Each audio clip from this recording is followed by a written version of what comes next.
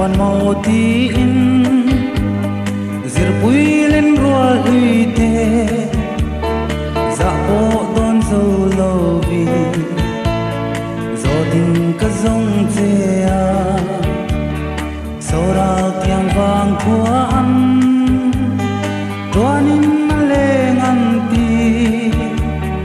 kam ha ngai en chim lo tan zu ze chim mo con le kan no me o ro lai ka di te ka at sang reng tin lai ram tiam na run khat te la darang kan le lai ni te ko ki le te si lo te akan le lai ka van rei lau tak e sem dam thi phim dam ten nem ten valeng se la ka di than dar tui lua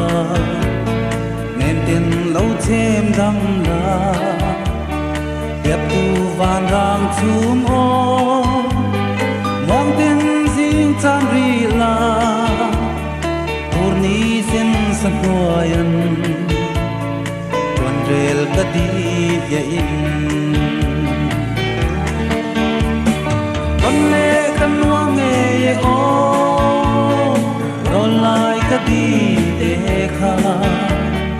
at sam ring thin lai an tiam na run khat bela darang kan le lai ni te ko ki le thi si lo tin te akan le lai hun avan re lo tak e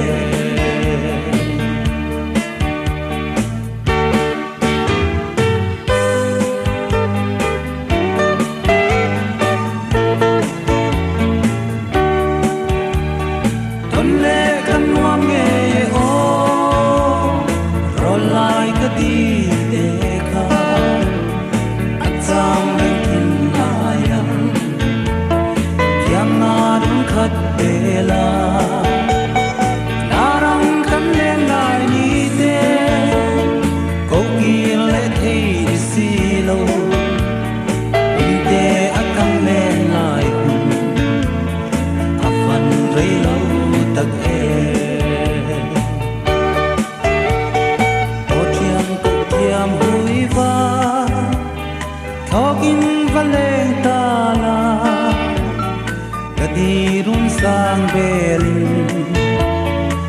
hian min va than na